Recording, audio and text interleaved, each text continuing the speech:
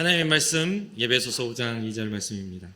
신약성경 에베소서 5장 2절 말씀.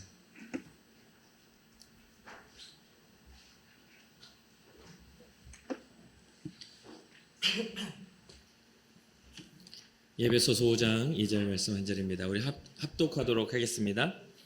그리스도께서 너희를 사랑하신 것 같이 너희도 사랑 가운데서 행하라. 그는 우리를 위하여 자신을 버리사 향기로운 제물과 희생 제물로 하나님께 드리셨느니라. 아멘. 오늘은 이제 본문을 가지고 다음 주까지 헌신과 희생이라는 그러한 주제에 대해서 나눠보려고 합니다. 먼저 헌신이라는 이 말의 사전적 의미는 몸과 마음을 바쳐 있는 힘을 다함이라고 이야기를 합니다. 그러니까 어떤 일에 대해서 최선을 다하는 것을 헌신이라고 이야기를 합니다. 그래서 우리 교회 안에서도 이런 헌신적인 그런 신앙생활과 삶을 사시는 분들이 많이 있고, 또 여러분들 이 자리에 또 최선을 다해서 하나님 앞에 예배의 자리에 나와 있는 줄로 믿습니다. 이러한 부분들이 우리가 주님께 드릴 수 있는 헌신의 영역이죠. 그런데 여기에서 좀 더 우리가 나누고 싶은 것은 이 기독교 가치의 헌신, 그러니까 우리의 그런 최선이 사람을 향하지 않고 하나님을 향해서 또 하나님의 뜻을 따라 살아가는 최선에 대한 헌신을 좀 이야기해 보려고 합니다. 에베소서의 저자 바울은 본문에서 예수님을 통해서 헌신을 잘 표현하고 있다고 생각을 합니다. 오늘 5장 2절 말씀에 이 헌신의 부분들이 어느 부분이냐면요, 그리스도께서 너희를 사랑하신 것 같이, 이게 주님의 헌신의 영역입니다. 우리를 사랑하심의 그런 영역. 그러니까 이 헌신에 대한 이야기를 이렇게 검색을 하고 여러 가지 예문들을 쭉 하면 어떤 일에 대해서 다양성 속에서 최선을 다하는 것을 헌신이라고 이야기를 하거든요. 방금 말씀드렸다시피. 근데 주님의 사랑하심 속에서 나타난 이 헌신을 우리는 살펴보려고 하는 거죠. 이거는 아가페 안에 담겨져 있는 겁니다. 하나님의 사랑 안에 담겨져 있는 겁니다. 그리고 그 헌신의 방향성, 너희도 사랑 가운데서 행하라. 우리의 최선의 방향성이 여기에 결정되어 있는 것이죠. 헌신은 예수님께서 사랑하신 것 같이 사랑하는 가운데 행하는 것을 우리가 그리스도인이 가져야 될 헌신에 대한 이야기를 하고 있습니다. 여기서 더 넘어가면 희생이겠죠. 그거는 다음 주에 우리가 살펴볼 이야기이기도 하고요.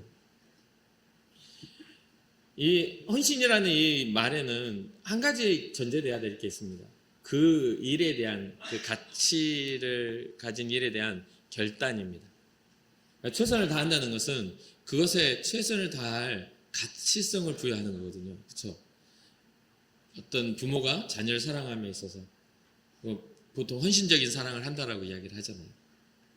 내 자녀가 부모 곁을 떠나면 별로 그렇게 매력적이지 않고 사랑받지 못할 행동을 하는데도 편식도 심하고 짜증도 많이 부리고 그렇다고 해서 굉장히 가만 놔둬도 막 저절로 잘 자라는 그런 존재가 아니다 보니까 때로는 막 속을 썩이고 사춘기 와가지고 막 힘내기 없게 하고, 그럼에도 불구하고 부모는 어떡하죠? 그 자녀를 끌어안고 살게 됩니다. 이런 걸 우리는 헌신이라고 이야기합니다. 약간은 불가능해 보이는 모습까지도 끌어안는 모습이죠. 예수님의 사랑이 그런 사랑 아니겠어요? 우리의 죄를 향한, 인류의 죄를 향한 불가능해 보이는 무엇을 구원을 이루시는 그러한 사랑을 말합니다. 그래서 여기에는 결단이 필요해요. 예수님도 결단하셨죠. 높은 보좌를 버리시고 하나님과 본체 동등됨을 취할 것을 여기지 아니하시고 자기를 낮춰 우리의 인간의 모습으로 오신 그 결단이 필요한 거죠. 헌신에는 결단이 필요합니다. 교회 성장 연구소에서 발간한 책 중에 예배학교에 관한 책에서 이 헌신에 대한 정의를 이렇게 합니다. 분명히 말씀드렸지만 지금 말씀드리는 헌신은 하나님 입장에서 신앙적 헌신을 이야기하고 있어요. 그러니까 좀 이해하고 들으세요. 건강한 예배에는 반드시 헌신을 결단하는 시간이 있습니다. 예배에는 하나님의 말씀이 있고 찬양이 있고 기도가 있고, 여기에는 어떤 행위입니까? 하나님을 향한 우리의 신앙적 행위죠. 하나님을 향한 거예요. 우리는 여기에서 어떤 사람을 구경하러 온다거나 또 누군가의 어떤 퍼포먼스를 보려고 오는 게 아니라, 이벤트적인 걸 보려고 오는 게 아니라 여러분들 신앙의 가치를 따라 주님을 만나러 오는 이 자리 속에 이 예배에 진짜 건강한 예배를 드린다는 건 여러분들 마음속에 헌신에 대한 결단이 일어나는 겁니다. 이 헌신의 방향성은 어디라고요? 하나님을 향해서, 사람이 아닌 하나님을 향해서 꼭 기억하시기 바랍니다. 그래서 여기에는 하나님을 찬양하며 이 헌신의 다양성이죠. 말씀과 기도로 거룩하여질 뿐만 아니라 사명을 부여받고 세상에서 그리스도인으로서의 증인된 삶까지도 뭐하라? 결단하는 예배. 헌신을 다짐하며 결단하는 그 예배가 건강한 예배다라고 하는 것이죠. 그렇다면 헌신이란 또 조금 더 기독교적으로 보면 헌신이란 무엇인가? 라고 보니까 기독교적인 의미 속에서 헌신이라는 것은 맡겨드리는 것, 맡기는 것과 드리는 것이 함께 있는 겁니다. 우리의 삶을, 우리의 인생을 주님께 맡겨드리는 것. 그래서 주님의 뜻을 따라 우리의 방법과 방향성을 결정하는 것. 이게 성경이 말하는 헌신입니다. 주의 명령을 따라 걸어가는 거죠. 그래서 성경에서 헌신의 행위를 나타내는 말로 맹세, 소원, 약속, 결정 이러한 등등의 이야기들이 쓰여집니다. 주님의 뜻대로 살기로 결단하는 것. 이게 맹세나 또 소원한다는 것은 뭐 내가 주여, 내가 선교사가 되겠습니다. 이런 걸 소원이라고 하잖아요. 그리고 약속이나 뭐 똑같은 비슷한 의미죠. 이러한 식으로 헌신의 결단이 일어납니다. 그래서 헌신의 주체는 우리는 우리 스스로가 뭔가를 결정하고 나가는, 우리 개인적으로는 내가 주체가 되는 것 같지만 성경이 말하는 헌신의 주체는 하나님이시라고 이야기를 합니다. 언약된 약속을 따라 하나님의 구원의 성취를 바라보며 우리는 그 길을 가는 것. 그래서 헌신의 주체가 하나님이시기 때문에 먼저 하나님이 성경 가운데 하나님의 헌신을 우리에게 가르쳐 주시고 그리스도가 이 땅에 오셔서 죄를 위한 그런 희생된 그런 삶을 보여주심으로 헌신을 가르쳐 주시고 뭐 하라고 하죠? 따라오라. 나를 따라오라. 그래서 우리가 헌신을 시작하면, 진짜 신앙적인 헌신이 시작되면 변화가 한 3가지 정도로 제가 정리했는데, 첫 번째는 뭐냐면 하나님께서 나를 지으신 목적을 이해하게 됩니다.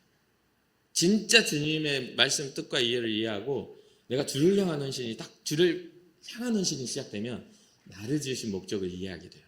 두 번째는 구원받은 것이 어찌나 감사한지, 구원받지 못할 내 인생이 주님 앞에 구원받았다라는 감격과 기쁨과 즐거움이 그 안에 생겨납니다. 진짜 기쁨을 누리고 싶으시다면 주님을 향한 헌신을 결단해 보세요. 주님 살아계심을 믿고 그 길을 걸어보세요. 그러면 얼마나 나를 구원하심이 위대하고 놀라운지를 깨닫게 됩니다. 마지막 3번째는 하나님께서 헌신하는 자들에게 꼭 보상을 하시는 분이라는 것을 알게 됩니다. 성경은 끊임없이 약속합니다.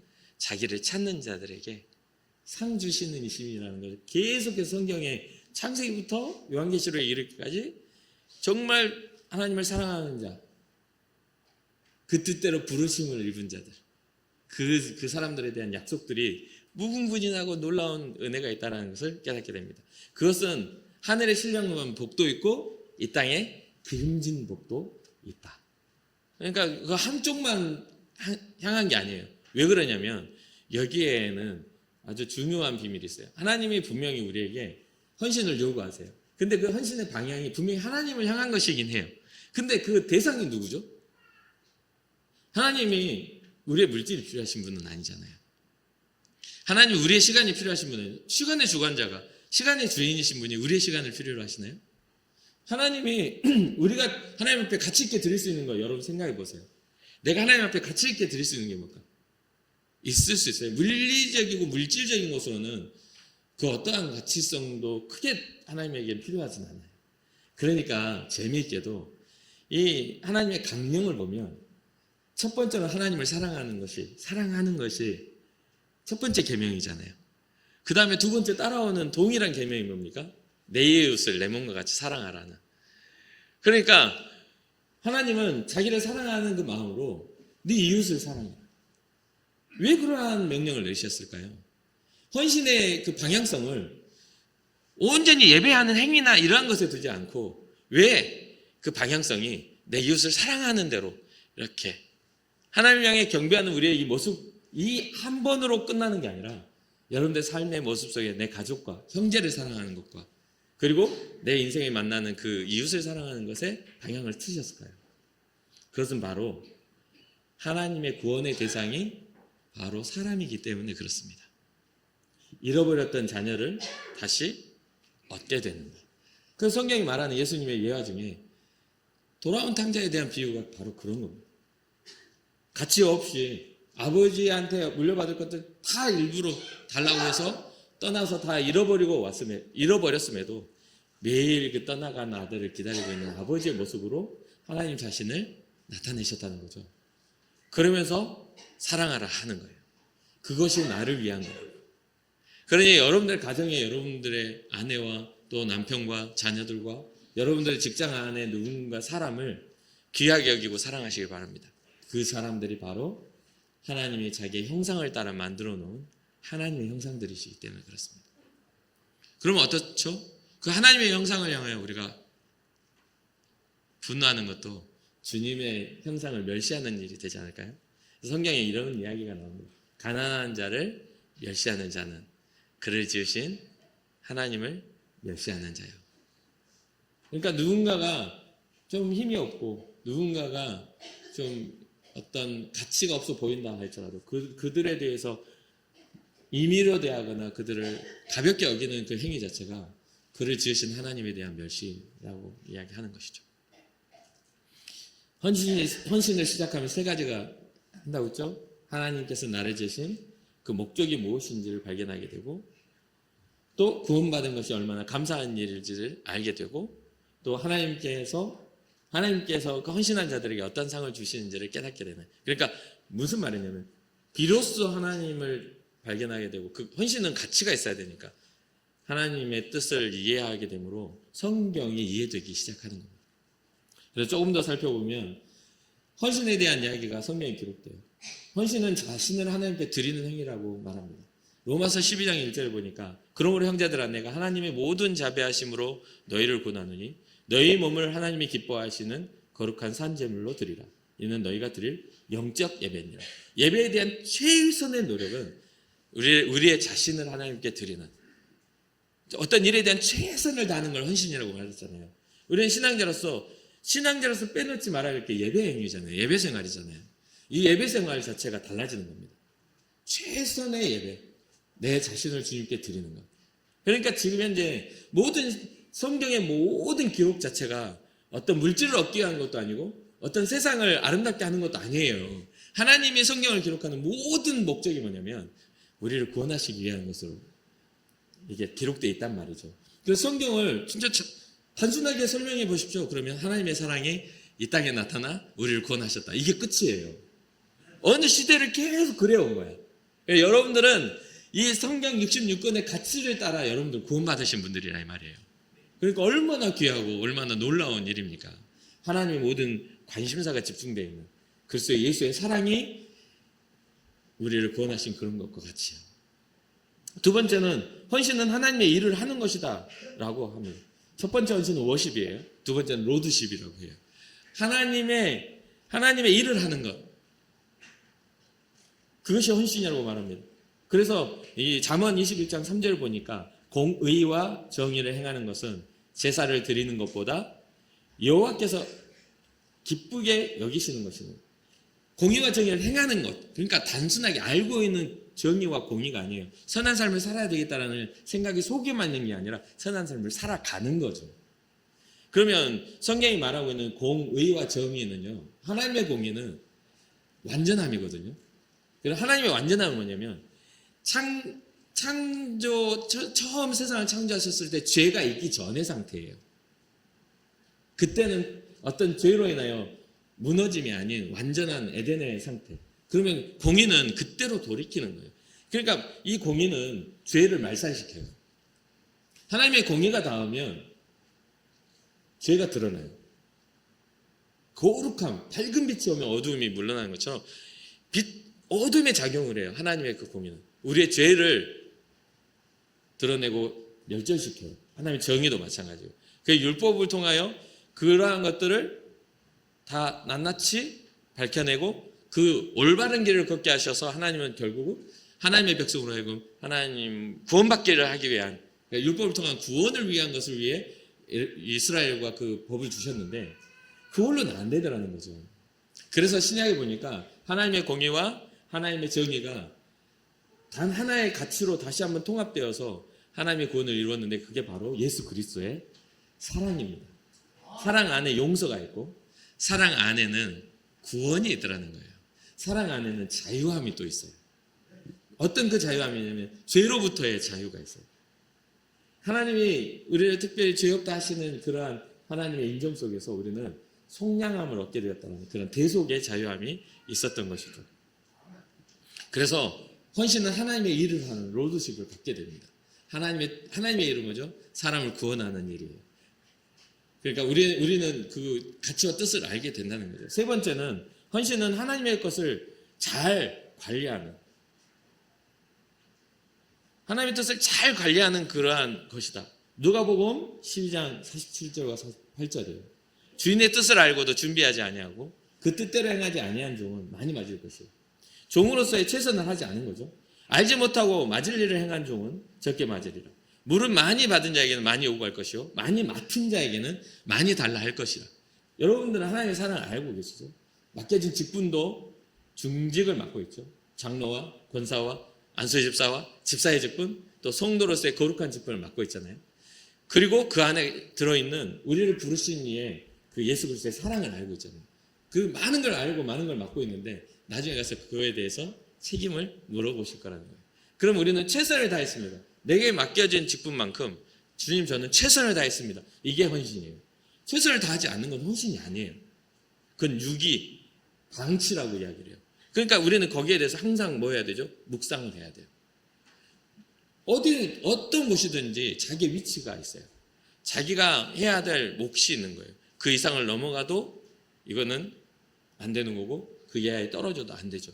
그래서 최선이라는 것은 내 직분에 맞는 최선을 다할 때 그건 최선이라고 말을 합니다.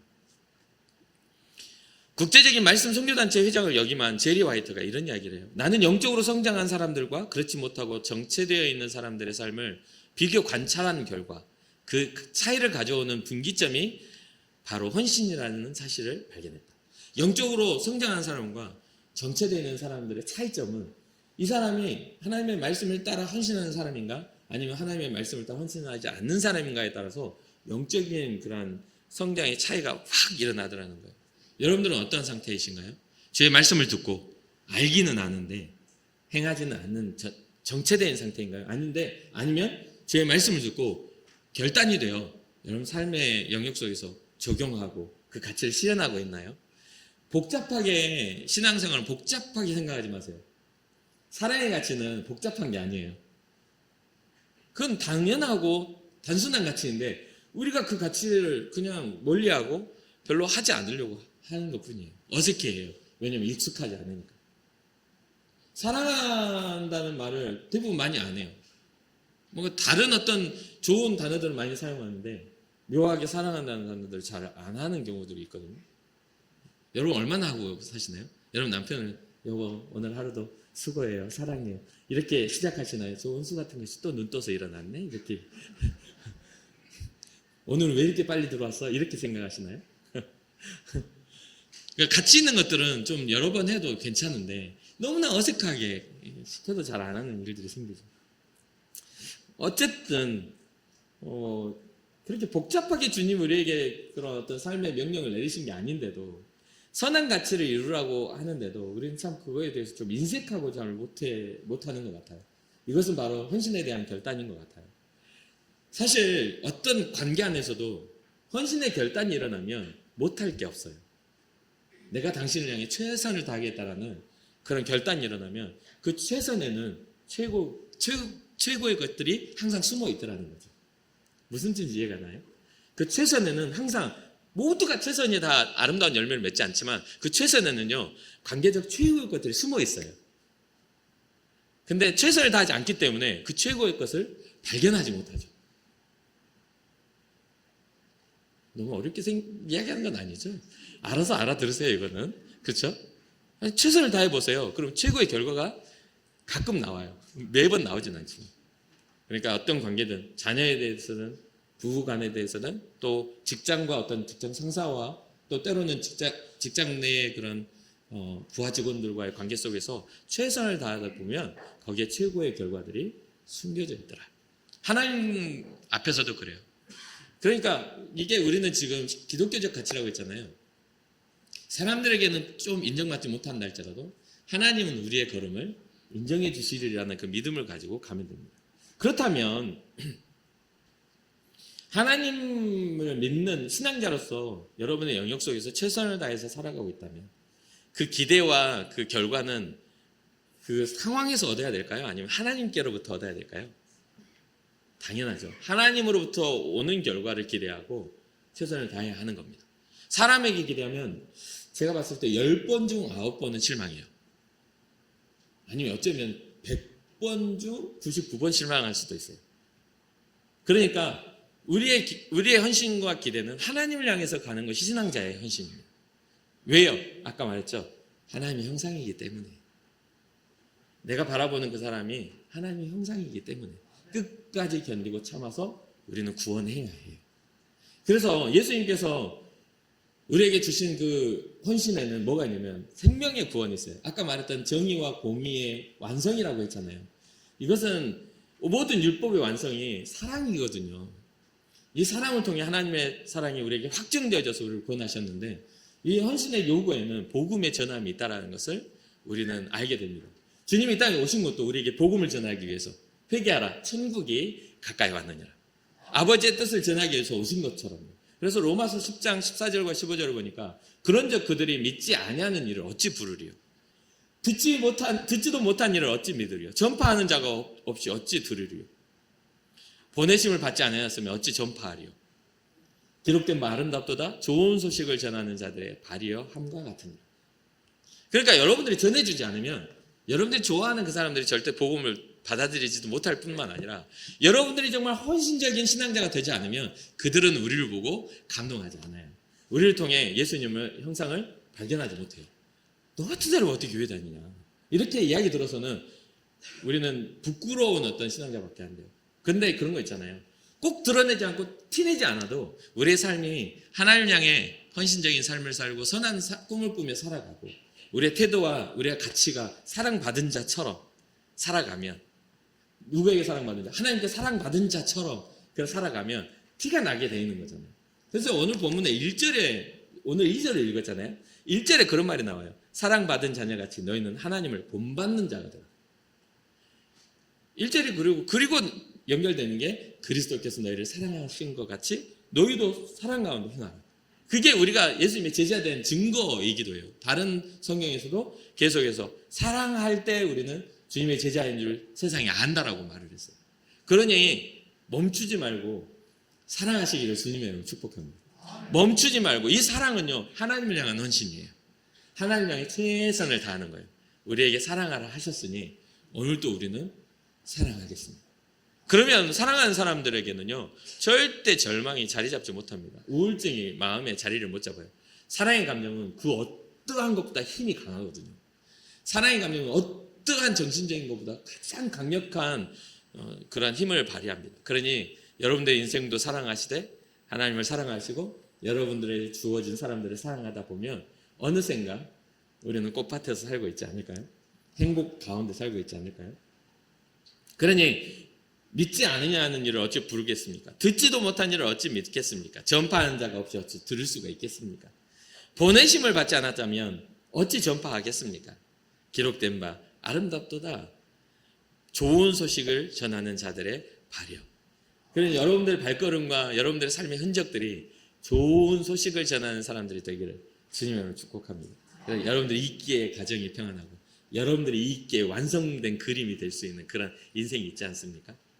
물론 저는 그렇게 생각해요. 우리 모든 인생의 주인은 하나님이시라고 여깁니다. 그러나 각자의 개인의 주인은 나 자신이잖아요. 나 자신을 디자인하시는 이가 하나님이실 때 우리의 색깔은 아름다운 명화가 된다고 생각해요. 우리의 그림은, 우리의 인생은. 그러니 사랑하는 성도 여러분, 여러분들의 인생을 만드시고 디자인하시는 하나님이 여러분들의 주인이 되시고 또 여러분들의 삶의 방향과 열매들이 주님이 기뻐하시는 그러한 최고의 헌신이 되시길 주님 여러분 축복합니다. 그래서 어떻게 하면 삶에 적용할 수 있을까라고 했을 때 이걸 좀 더 쉽게 설명하고 싶었는데 마지막으로 이 이야기만 하고 마쳐드릴게요. 1934년 가을 16살의 소년이 부흥 집회를 참석합니다. 그때까지만 해도 그 소년은 평범하게 학교를 다니며 장난치기를 좋아하는 그냥 단순한 시골의 소년이었습니다. 그런데 그 소년은 어느 부흥회에 참석했잖아요. 그 부흥회에서 하나님을 만나게 됩니다. 자신을 돌아보게 되었고 하나님 앞에 자신은 죄인이라는 걸 깨닫게 됩니다. 16살짜리 소년이. 이 죄는 스스로 해결할 수 없는 근본적인 죄라는 걸 알게 돼요. 이 진리를 깨닫게 된 이 사람은 그 자리에서 예수님께 자신의 모든 죄를 내려놓게 되었습니다. 그리고 자신의 삶을 예수님께 드리겠다는 소원을 합니다. 그의 삶은 완전히 변화되어 버려요. 복음을 위한 도전적인 삶을 살게 되고 삶의 참 의미와 기쁨이 복음 안에 있음을 발견하게 됩니다. 그래서 날로 성숙해지는 그러한 성품이, 그러한 결단을 통해 날로 성품이 성숙해져 가고 그의 삶도 예수님의 형상을 따라 살아가고 그분의 예수님을 뒤따라 살아가는 삶이 됩니다. 그는 자신이 만난 예수 그리스도를 많은 주변의 친구들에게 전해주고 이곳저곳을 다니면서 계속해서 복음을 전하게 됩니다. 이 소년의 이름이 바로 세계를 변화시킨 최고의 전도자, 복음 전도자 빌리 그레함이라는 위대한 목사님의 이야기입니다. 16살 때 주님을 만나고 그 주님을 전하는 삶을 살고 그 믿음의 결단을 통해 그의 인생이 전 세계를 변화시키는 복음의 핵심적인 인물이 되었죠. 2023년도에 빌리 그레함 대집회가 우리나라에도 있었고 또 각 나라에 그 집회가 있었습니다. 과거에 복음 전도자 빌리 그레함의 그런 기리면서 빌리 그레함을 기리면서 각 나라에서 했는데 정말 전 세계의 많은 그리스도인들이 그 집회에 참석해서 다시 한번 헌신을 다짐하고 놀라운 그런 기적적인 일들이 일어났습니다. 끝으로 헌신이란 뭐라고 했죠? 맡기는 것, 드리는 것. 한마디로 하면 맡겨 드리는 것. 하나님이 우리에게 가장 받고 싶어 하시는 그 헌신은 다른 게 아니에요. 물질이 아니에요. 우리의 인생을 맡겨 드리는 것. 우리의 삶을 주께 맡겨 드리는 것. 그러니 사랑하는 성도 여러분, 한 주간 살아가시는 삶 속에서 여러분들의 삶을 주님께 맡겨 드리고 주님이 기뻐하시는 것들을 한번 경험해 보시기를 주님 여러분 축복합니다. 잠시 기도하겠습니다.